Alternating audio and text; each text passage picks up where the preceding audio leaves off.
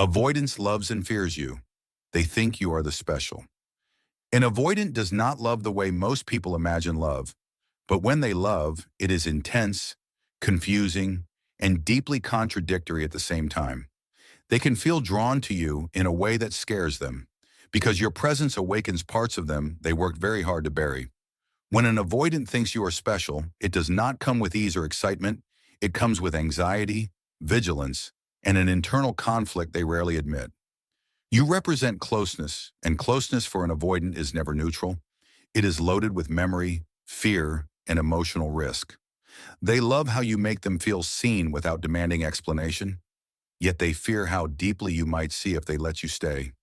They admire your emotional openness, but it reminds them of how unsafe vulnerability once felt in their own life. You are not just another person to them, you are a mirror that reflects what they avoided becoming aware of. This is why their behavior around you feels inconsistent, warm one moment and distant the next, caring yet withdrawn. When an avoidant thinks you are special, they do not relax into the bond. They tighten their emotional boundaries. They become hyper-aware of every signal of closeness, every expectation, every moment where they might be needed emotionally. Love for them is not associated with comfort. It is associated with responsibility and the risk of losing autonomy. So even as they care deeply, their nervous system reacts as if danger is approaching. They might fantasize about you in private, imagining connection, intimacy, and a version of themselves that could show up fully. But when the fantasy threatens to become real, fear overrides desire, and distance feels safer than closeness. This is why avoidance can feel strongest attachment when you are not asking for anything from them. Your independence allows them to love without feeling trapped. An avoidant fears you because you matter. If you were ordinary, they would not hesitate, they would not overthink, and they would not pull away. You become special precisely because you bypass their defenses without force. You don't chase them aggressively, yet you don't disappear emotionally either, and that balance destabilizes them.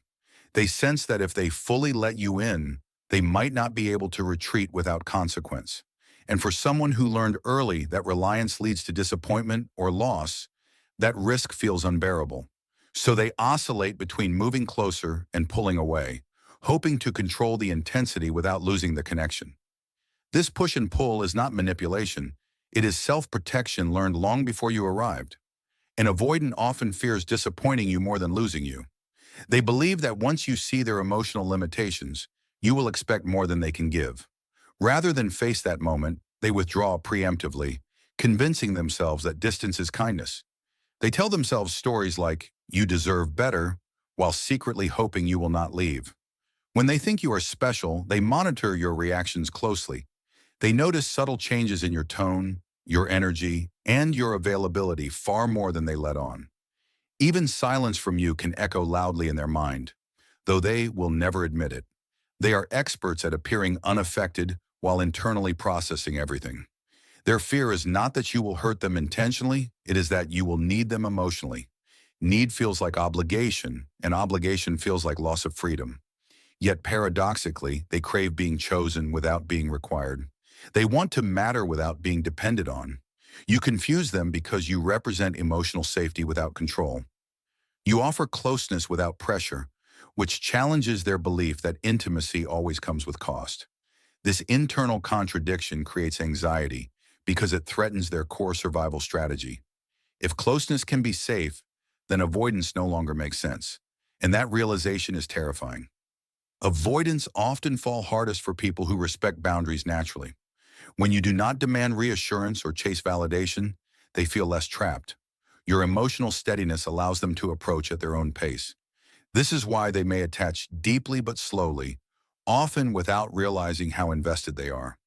When they start to fear losing you, their instinct is not to hold tighter, it is to pull back. Distance feels like control, and control feels like safety. They convince themselves that detachment equals strength, even as longing quietly builds underneath. This is why they may disappear when feelings intensify. If an avoidance suddenly becomes distant after emotional closeness, it is often because you cross from interesting to important. Importance activates fear of dependency, vulnerability, and emotional exposure. They may minimize the connection outwardly while internally replaying moments you shared. Their silence is rarely absence of feeling, it is overload. Avoidants are skilled at intellectualizing emotions to avoid fully feeling them. They may analyze the relationship instead of experiencing it. They may question compatibility rather than admit attachment. This cognitive distancing helps them stay regulated. When an avoidant loves you, they fear being known at a depth they cannot control. They worry that if you truly understand them, you might expect emotional consistency. Consistency requires presence, and presence requires vulnerability. Vulnerability threatens the walls they built to survive.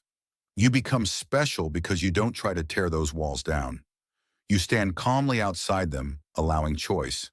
Choice is essential for an avoidant sense of safety. It allows them to approach without feeling invaded. If you notice an avoidant watching you from a distance, emotionally or physically, that is often love restrained by fear. They want to be close without feeling consumed. They want connection without surrender. They want you, but on terms that feel safe. The tragedy is that avoidants often leave relationships they care deeply about, not because love wasn't present, but because fear was louder. Fear convinces them that closeness will eventually cost them their identity, so they choose solitude over uncertainty. And yet they carry the connection internally long after it ends. If you were special to an avoidant, they will remember you vividly, not as someone they lost, but as someone who almost changed them. You become a reference point for emotional possibility, a reminder that intimacy can exist without chaos. They may never say, "I loved you," but their behavior tells the story.